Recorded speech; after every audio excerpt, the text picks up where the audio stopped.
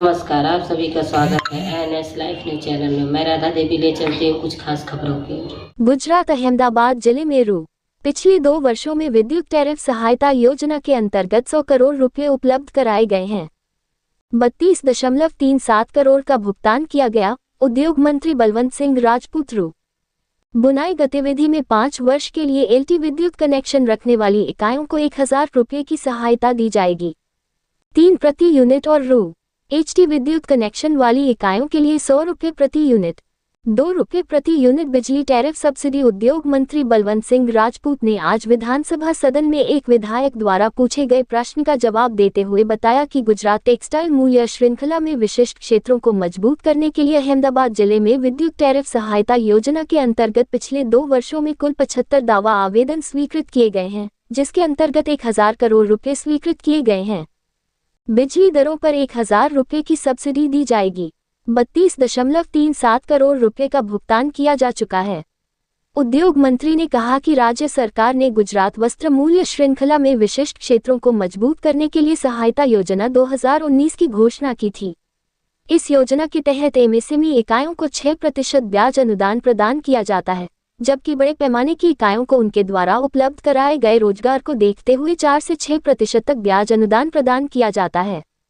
उन्होंने कहा कि बुनाई गतिविधियों में एलटी बिजली कनेक्शन वाली इकाइयों को 5 वर्षों के लिए 3 रुपये प्रति यूनिट की दर से बिजली टैरिफ सहायता प्रदान की जाती है और एचटी बिजली कनेक्शन वाली इकाइयों को 5 वर्षों के लिए 2 रुपये प्रति यूनिट की दर से बिजली टैरिफ सहायता प्रदान की जाती है। साथ ही अन्य वस्त्र गतिविधियों में भी 2 रुपये प्रति यूनिट की दर से बिजली टैरिफ सहायता प्रदान की जाती है।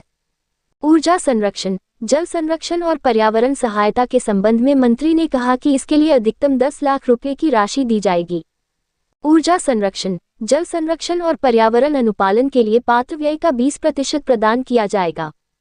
रुपये की सहायता 30 लाख तक तथा ऊर्जा एवं जल लेखा परीक्षा के लिए 50% तक अधिकतम रुपये की सहायता 1 लाख रुपए तक का अनुदान दिया जाता है। इसके अतिरिक्त यूनिट को अधिकतम योजना की अवधि के दौरान प्रौद्योगिकी अधिग्रहण के लिए निवेश का 50% रुपये की वित्तीय सहायता 25 लाख रुपए प्रदान किए जाएंगे। इसके अलावा मंत्री ने कहा कि अधिकतम टेक्सटाइल पार्कों की स्थापना के लिए सहायता के अंतर्गत सामूहिक सुविधाओं और बुनियादी ढांचे के लिए कुल परियोजना का 25% प्रदान किया जाएगा। रुपये की वित्तीय सहायता। इसके अलावा पार्क के लिए भूमि की खरीद पर पार्क डेवलपर द्वारा भुगतान की गई 100% स्टाम्प ड्यूटी भी वापस की जाएगी। इसके अलावा पार्क में पहला प्लॉट खरीदने वाले को खरीद पर चुकाई गई स्टाम्प ड्यूटी का 100% और अधिकतम 50 लाख रुपए वापस किया जाएगा। पार्क में न्यूनतम 100 या अधिक श्रमिकों के लिए निर्मित शयनगृहों का 25% धन वापस किया जाएगा। रुपये की वित्तीय सहायता। इसके अलावा 7.5 करोड़ रुपए की धनराशि भी उपलब्ध कराई जाएगी। उप प्रश्न का विवरण देते हुए उद्योग मंत्री ने बताया कि राज्य सरकार द्वारा राज्य की संपूर्ण वस्त्र मूल्य श्रृंखला को मजबूत करने, रोजगार के अवसर पैदा करने और महिला सशक्तिकरण को बढ़ावा देने के लिए गुजरात वस्त्र नीति 2024 की घोषणा की गई थी। इस नीति के तहत गुजरात सरकार ने वस्त्र और परिधान के साथ साथ तकनीकी वस्त्रों पर विशेष ध्यान केंद्रित किया है।